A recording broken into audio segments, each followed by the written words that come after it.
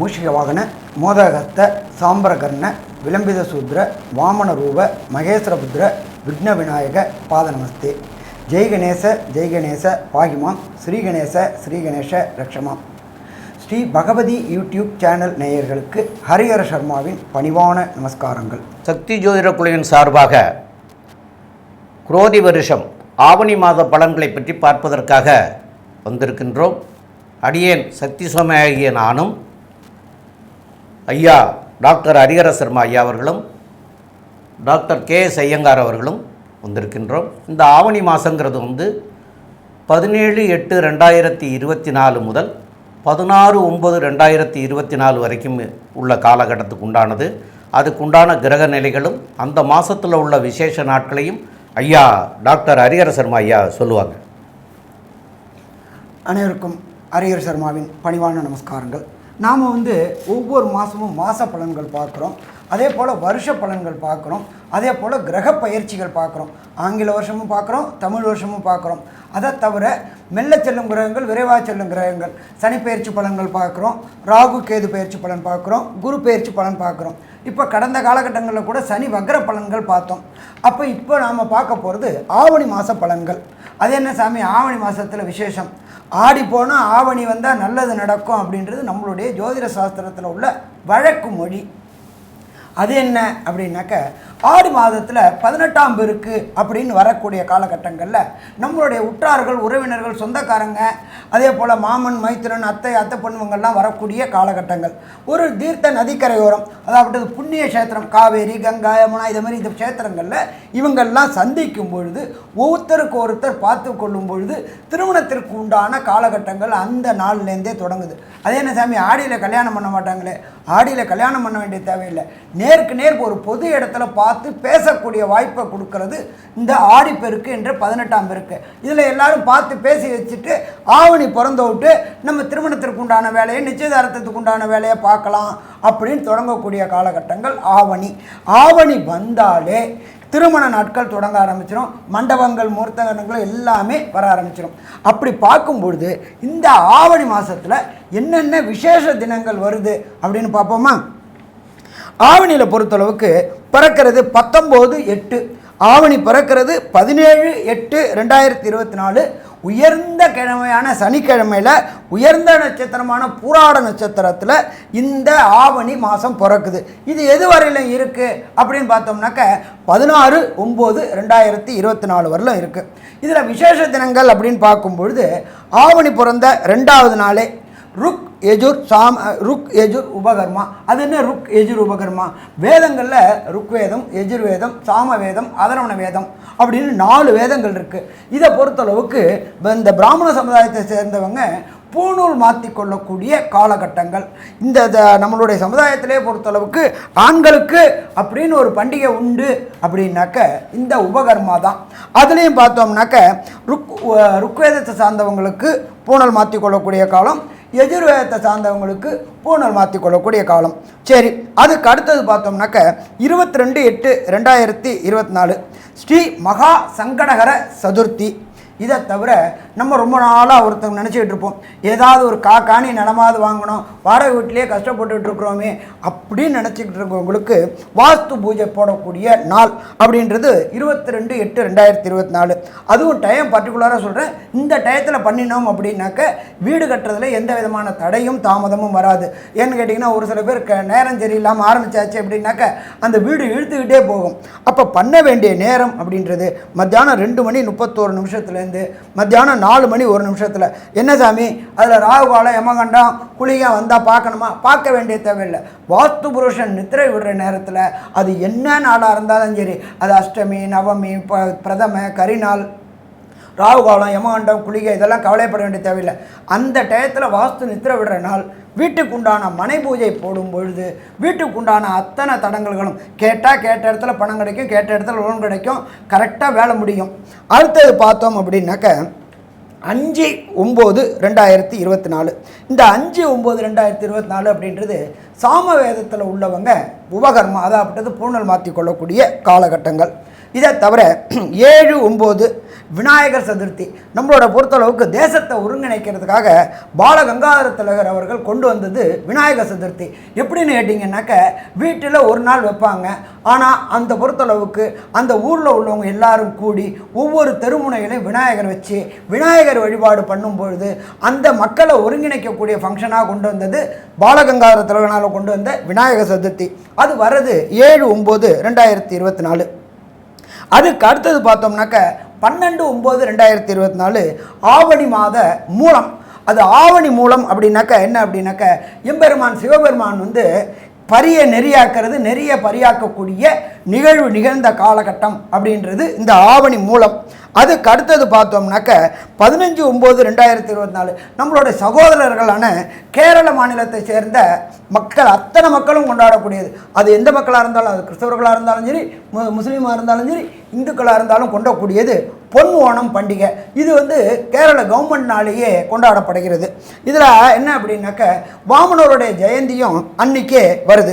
அப்படி பார்க்கும்பொழுது இந்த காலகட்டங்களில் இத்தனை விசேஷ தினங்களும் வருது. சரி, அதுக்கு அடுத்தது நம்ம பிறக்குது, ஆவணி பிறக்குது 17/8/2024 அன்னைக்கு கோல்சாரம் அப்படின்னா என்ன அப்படின்னா அன்னைக்கு என்னென்ன கிரகங்கள் எந்தெந்த இடத்துல இருக்காங்கன்னு பார்ப்போமா. பிரகஸ்பதியான குரு பகவான் ரிஷபத்தில் இருக்கார், கூட செவ்வாயும் இருக்கார். கர்க்கடகத்தில் புத பகவான் இருக்கார். அடுத்தது சிம்மத்தில் ஆட்சி பெற்ற சூரிய பகவானும் சுக்கிர பகவானும் இருக்கார். அதுக்கு அடுத்தது கன்னி ராசியில் கேது பகவான் இருக்கார். இதை தவிர கும்பத்தில் சனி பகவான் வக்ரகதியில் இருக்கார். சனி பகவான் வக்ரம் நிவர்த்தி ஆகிறது 4/11/2024. வக்ரம்னா பலம் இழக்கக்கூடிய அது சனிக்கிழவன். அதுக்கு அடுத்தது காலபுருஷ தத்துவத்தின்படி 12வது ராசியான மீன ராசியில் எம்பெருமான் ராகு பகவான் இருக்கிறார். இந்த காலகட்டங்களில் என்ன அப்படின்னாக்க சூரியனும் சனியும் சதசப்தமாக பார்வை பார்க்கறதுனால தொழிலாளர்கிட்ட சின்ன சின்ன பிரச்சனைகள் வர வாய்ப்புகள் உண்டு. இதை பற்றி நம்ம விரிவாக ஒவ்வொரு ராசிக்கும் பலன் பார்க்கும்பொழுதும் பார்ப்போமா. அன்பான தனுராசி என்பர்களே, உங்களுக்கு இந்த ஆவணி மாதம் எப்படி இருக்குன்னு பார்க்கலாமா. ஆவணி பிறந்தாச்சு, வெற்றி தொடங்கியாச்சு. அது என்ன சாமி, ஆவணி பிறந்தாச்சு வெற்றி தொடங்கியாச்சு? உங்களுடைய ராசி அதிபனான குரு பகவான் ராசிக்கு 6ல் உங்களுடைய 12க்கும் 5க்கும் உடைய செவ்வாய் கூட சேர்ந்திருந்து குரு மங்கள யோகமாக மாறுறாரு. குரு மங்கள யோகமாக மாறும் பொழுது வீட்டில் திருமணம் தடை தாமதம் பெற்றுட்டு இருந்தவங்களுக்கு திருமணம் தடை தாமதம் அத்தனையும் நீங்கக்கூடிய வாய்ப்புகள் உண்டு. இதை தவிர பார்த்தோம் அப்படின்னாக்க உங்களுடைய ராசிக்கு 10ஆம் இடம் அப்படின்றத பொறுத்தளவுக்கு கன்னியா ராசி, கன்னிக்கு அதிபதி புத பகவான். அந்த புத பகவானுடைய வீட்டை உங்களுடைய ராசிநாதனான குரு பார்க்கும் பொழுது தொழில் சிறப்படைய வாய்ப்புகள் உண்டு. சரி, தொழில் மட்டுமா சிறப்படையும், உத்தியோகமும் சிறப்படைய வாய்ப்புகள் உண்டு. ஏன்னா ராசிநாதனே ராசிக்கு 6க்கு போயிட்டு அவரே விசேஷ பார்வையான 5ஆம் பார்வையாக 10ஆம் இடத்தை பார்க்கறதுனால தொழில் புதிதாக தொடங்கணும்னு முயற்சி எடுக்கக்கூடிய தனுராசி என்பவர்களுக்கு வெற்றி வெற்றி வெற்றி கிடைக்கக்கூடிய வாய்ப்புகள் உண்டு. குரு அப்படின்றது தனக்காரகன்னு சொல்கிறோம். தனக்காரகன் நல்ல நிலையில் இருக்கும்பொழுது கேட்ட இடத்துல தொழில் தொடங்க பணம் கிடைக்கக்கூடிய வாய்ப்புகள் உண்டு. இப்படி இருந்தாலும் தொழில் தொடங்கணும்னா பணம் வேணும், தனக்காரகன் சப்போர்ட் பண்ணுறாரு, அவர் அங்கே 10ஆம் இடத்தை பார்க்கறதுனால கண்டிப்பாக வெற்றி வெற்றி வெற்றி கிடைக்கக்கூடிய வாய்ப்புகள் உண்டு. அதுக்கு அடுத்தது 3ஆம் இடம் அப்படின்றது கம்யூனிகேஷன் பாவம். கம்யூனிகேஷன் பாவத்தில் கம்யூனிகேஷன் பாவாதிபதியான சனி பகவானே இருக்கார். என்ன ஒன்றுன்னு கேட்டிங்கன்னா கொஞ்சம் அதீத தைரியத்தை கொடுப்பார். ஏன்னா 4ல் ராகு இருக்கிறதுனாலையும் 3ல் சனி பகவான் இருக்கிறதுனாலையும் அதீத தைரியத்தை கொடுப்பார். அதனால் கொஞ்சம் அடக்கி வாசிங்க. கேட்குற இடத்துல கொஞ்சம் ரிக்வஸ்ட்டாக கேட்டீங்க அப்படின்னு சொன்னாக்க நல்லபடியாக ஆகும். நீங்கள் கொஞ்சம் அதட்டி கேட்டீங்க அப்படின்னு சொன்னாக்க அது தப்பாக புரிஞ்சு கொள்ளப்படும். ஏன்னா கம்யூனிகேஷன் பாவத்தில் சனி இருக்கிறதுனால நீங்கள் நல்லதாக சொன்னாலும் எதிராளிகளாலையும் நட்பு வட்டாரத்துலேயும் அது தவறாக புரிந்து கொள்ளப்படும். அப்போ பேசும்போது கொஞ்சம் எதவாக பேசுறது சிறப்பாக இருக்குமா, சிறப்பாக இருக்கும். அதுக்கு அடுத்தது பார்த்தோம் அப்படின்னு சொன்னாக்க 6க்கு உண்டான சுக்கிர பகவான் இருக்கிற இடம் அப்படின்றது 9ல் இருக்கார். 6க்கு உண்டான சுக்கிர பகவான் 9ல் இருக்கும் பொழுது படிப்பு, இந்த தனுராசியை சேர்ந்த குழந்தைகளுக்கு படிப்பு அப்படின்றது லோயர் எஜுகேஷன். அந்த லோயர் எஜுகேஷன் உங்களுடைய ராசியுடைய இன்னொரு வீடு. அப்போ இந்த லோயர் எஜுகேஷன் அத்தனையிலையுமே இந்த குழந்தைகள் வெற்றி வெற்றி பெறக்கூடிய காலகட்டங்கள். இதை தவிர தனுர் ராசியை சேர்ந்த குழந்தைகள் இந்த ஐஐடி, ஜேஇஇ, நீட்டு, ஐஏஎஸ், ஐபிஎஸ், ஐஎஃப்எஸ் பிஹெச்டி போன்ற மேல் படிப்பு படிக்கணும்னு நினைக்கக்கூடிய அத்தனை குழந்தைகளுக்கும் கண்டிப்பாக இந்த ஆவணி மாதம் வெற்றி வெற்றி வெற்றி கிடைக்கக்கூடிய வாய்ப்புகளும் உண்டு. இதை தவிர உங்களுடைய பார்ட்னர் ஸ்தானம், லைஃப் பார்ட்னரும் சரி, இந்த பார்ட்னரும் சரி, அவர் ஒரு 10 நாள் 8ல் இருக்கார், அதுக்கப்புறம் அவர் 9க்கு வரார். அப்போ இந்த 9க்கு வரும்பொழுது திருமண தடையும் தாமதமும் ஏற்பட்டு இருந்தவங்களுக்கு திருமண தடையும் தாமதமும் விலகி வீட்டில் கெட்டி மேளம் கட்டக்கூடிய வாய்ப்புகள் உண்டு. இதை தவிர 5ஆம் அதிபதியான செவ்வாய் பிரகஸ்பதியான குரு கூட சேர்ந்து குருமங்கள யோகம் பெற்றிருக்கிறதுனால திருமணமாகி நீண்ட நாட்களாக வம்சமிருத்தி என்கின்ற சந்தான பாக்கியம் இல்லாதவங்களுக்கும் சந்தான பாக்கியம் கிடைக்கக்கூடிய வாய்ப்புகள் உண்டு. ஏன் அப்படின்னாக்க ஆணுக்கு பொறுத்தளவுக்கு 3ஆம் இடம் அப்படின்றது வீரியஸ்தானம். வீரியஸ்தானத்தில் வீரியஸ்தானாதிபதி சனி பகவானே இருக்கார். அதுக்கு அடுத்தது பெண்ணுக்கு 4ஆம் இடம்ன்றது கர்ப்பஸ்தானம் இருக்கக்கூடிய ஸ்தானம். அந்த இடத்துல ராகு இருக்கார். ராகுக்கு இடம் கொடுத்த குரு பகவானும் நல்ல நிலையில் இருக்கார். அப்போ இந்த நீண்ட நாட்களாக திருமணமாகி சந்தான பாக்கியம் என்கின்ற வம்சமிருத்தி இல்லாதவாளுக்கு இந்த காலகட்டங்களில் ஆவணி மாதத்தில் வம்சமிருத்தி இருக்கும். எப்படின்னு கேட்டிங்கன்னாக்கா, ஏற்கனவே ஆடி மாதத்தில் நம்மளுடைய இந்து பாரம்பரியத்தில் பொறுத்தளவுக்கு கணவன் மனைவியை பிரித்து வைப்பாங்க. எதுக்காக சாமி பிரித்து வைக்கிறாங்க அப்படின்னாக்க, ஆடி மாதத்தில் கூடினால் சித்திரை மாதம்ன்றது 10வது மாதம் வரும். ஒவ்வொரு சராசரியும் பொறுத்தளவுக்கு குழந்தைகளுடைய கர்ப்பகாலம் அப்படின்றது 10 மாதம். அதனால் சித்திரையில் அக்னி நட்சத்திரம் இருக்கும். அதனால் இந்த பிரச்சனை வராமல் இருக்கிறதுக்காக பிரித்து வைப்பாங்க. அப்போ ஆவணி சேர்ந்த பிறகு வம்சமிருத்தி உண்டாகக்கூடிய வாய்ப்புகளும் உண்டாகும்.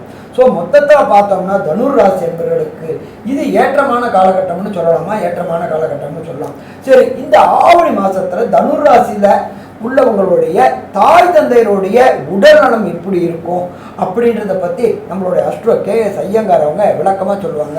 ஐயா, அற்புதமாக சொன்னீங்க. அதாவது தனுசு ராசிக்காரர்களை பொறுத்தவரைக்கும் பார்த்தாலேயானால் 3ஆம் இடத்தில் இருக்கக்கூடிய சனி பகவான் முயற்சி ஸ்தானத்தில் இருக்கிறதுனால எல்லா விதமான முயற்சிகளும் வெற்றி பெறும். இருந்தாலும் வக்கரகதியில் இருக்கிறதுனால சிறு சிறு தோல்விகளை நடுவில் சந்திக்க வேண்டிய காலகட்டமாக அமையும். இளைய சகோதரர் மூலியமாக சிறு சிறு பிரச்சனைகள் வரக்கூடிய வாய்ப்புகள் நிச்சயமாக உண்டு. உங்களுடைய ராசிக்கு 4ஆம் இடத்துல ராகு பகவான் இருக்கிறதுனால தாயின் உடல்நிலையில் சற்று பின்னடைவு இருக்கக்கூடிய காலகட்டமாக இருந்தாலும் புதிய வீடு மனை வாகனம் அமையக்கூடிய பாக்கியம் நிச்சயமாக உண்டு. உங்களுடைய ராசிக்கு 4ஆம் இடத்துல ராகு பகவான் இருக்கிறதுனால வீட்டுக்கு உண்டான பொருட்கள் அப்படின்னு சொல்லக்கூடிய அலங்கார பொருட்கள்னு சொல்லக்கூடிய விஷயங்களை வாங்கக்கூடிய வாய்ப்புகள் உண்டு. அதை தவிர பார்த்தாலேனால் 4ஆம் இடத்தில் ராகு இருக்கிறதுனால நீங்கள் கொஞ்சம் அலைச்சல் கொஞ்சம் அதிகமாக இருக்கக்கூடிய காலகட்டமாக அமைய போகிறது. உங்களுடைய ராசிக்கு 6ஆம் இடத்துல ராசிநாதன் இருக்கிறதும், அதை தவிர பார்த்தாலேனால் 6ஆம் அதிபதி அப்படின்னு சொல்லக்கூடிய சுக்கிர பகவான் உங்களுடைய ராசிக்கு 9ஆம் இடத்துல இருக்கிறதன் மூலியமாக தந்தையின் உடல்நிலை அப்படின்னு சொல்லக்கூடியது ஒரு நல்ல ஏற்றத்தில் இருக்கக்கூடிய காலகட்டம். ஏன்னா 9ஆம் அதிபதி 9ஆம் இடத்தில் ஆட்சி பெற்று இருக்கிறதும் 6ஆம் அதிபதியோடு சேர்ந்திருந்தாலும் ஆட்சி பெற்ற சூரியன் இருக்கிறதுனால நல்ல ஒரு ஏற்றம் கிடைக்கக்கூடிய காலகட்டமாக அமைய போகுது. உங்களுடைய ராசிக்கு 11ஆம் அதிபதினு சொல்லக்கூடிய சுக்கிர பகவானும் அவரே 9ஆம் இடத்துல இருக்கிறதுனால 11க்கு 11 இருக்கிறதுனால பெரிய ஏற்றம் கிடைக்கக்கூடிய காலகட்டம். தந்தையின் மூலியமாக உங்களுடைய வழித்தோன்றல்கள் மூலியமாக நல்ல ஒரு ஏற்றமான காலம் கிடைக்க போகிறது. அதை தவிர தந்தையின் மூலியமாக சொத்துக்கள் வரக்கூடிய பாக்கியம் நிச்சயமாக உண்டு. ராசிநாதனான குருவும் செவ்வாயும் சேர்ந்து குரு மங்கள யோகம் அமைகிறதுனால புதிய வீடு மனை வாங்கிறதுக்குன்னு கடன் வாங்குவீங்க. இந்த மாதம் புதிய கடன் வாங்கக்கூடிய பாக்கியம் நிச்சயமாக உண்டு.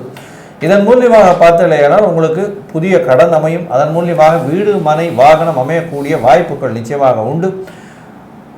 அதை தவிர போட்டித் தேர்வு எழுதுகிறவங்களுக்கு பெரிய வெற்றி காத்திருக்கு, கவலைப்பட தேவையில்லை. போட்டித் தேர்வு எழுதுகிறவங்களுக்கு பார்த்தீங்கன்னா பெரிய வெற்றி காத்திருக்கு. ஏன்னா 6ஆம் இடத்துல ராசிநாதனே இருக்கிறதும் 5ஆம் அதிபதியான செவ்வாய் போய் இருக்கிறதும் பெரிய ஏற்றத்தை கொடுக்கக்கூடும். அதன் மூலியமாக உங்களுக்கு புதிய பதவி புகழ் அந்தஸ்து கௌரவம்லாம் வரும்.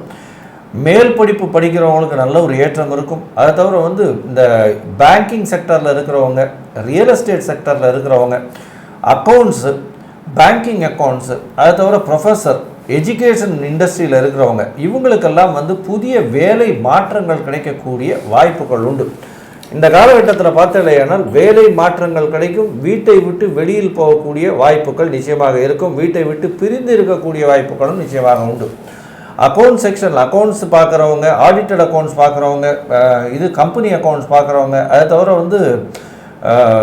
இது பேங்கிங் அக்கௌண்ட்ஸ் பார்க்குறவங்க இவங்களுக்கு ஃப்ரீக்வெண்ட் ட்ராவல்ஸ் கொஞ்சம் அதிகமாக இருக்கக்கூடிய காலகட்டமாக இந்த மாதம் அமைய போகுது.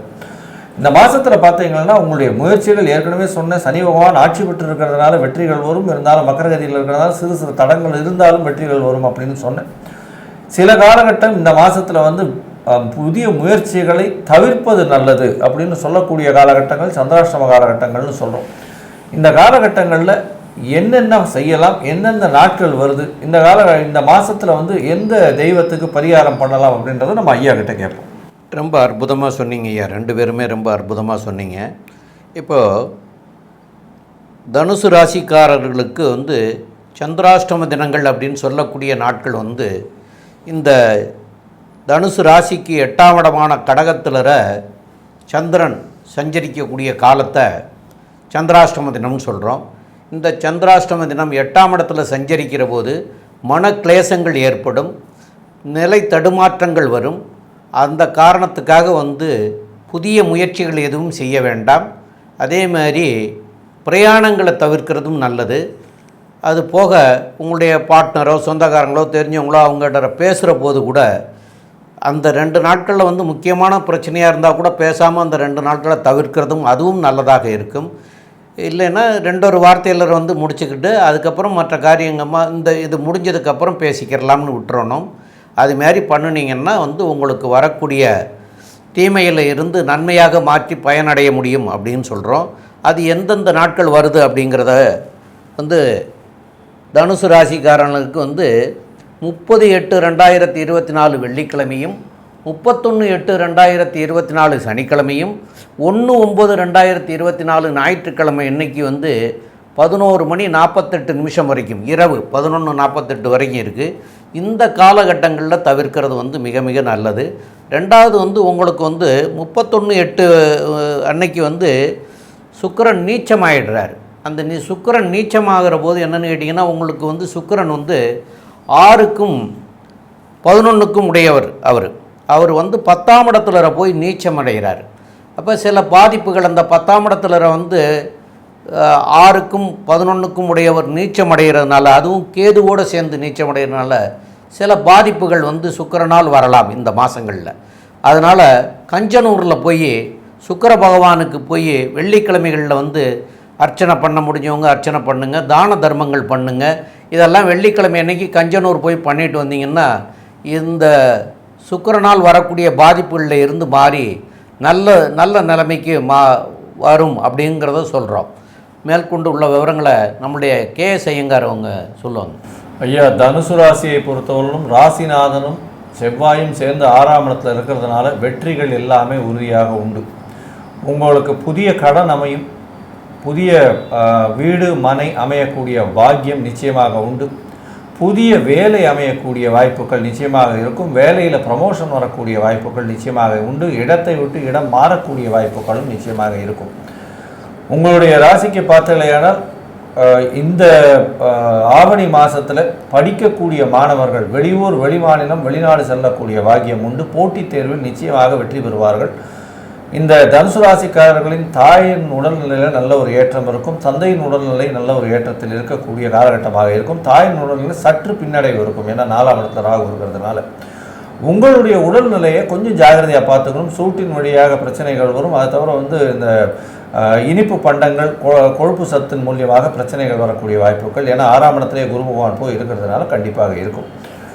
இந்த மாதத்தில் பார்த்தலையானால் பணவரவிற்கு பஞ்சம் இருக்காது. வெளியூர் வெளிமாநிலம் செல்லக்கூடிய ஷார்ட் ட்ரிப் வரக்கூடிய வாய்ப்புகள் நிச்சயமாக உண்டு.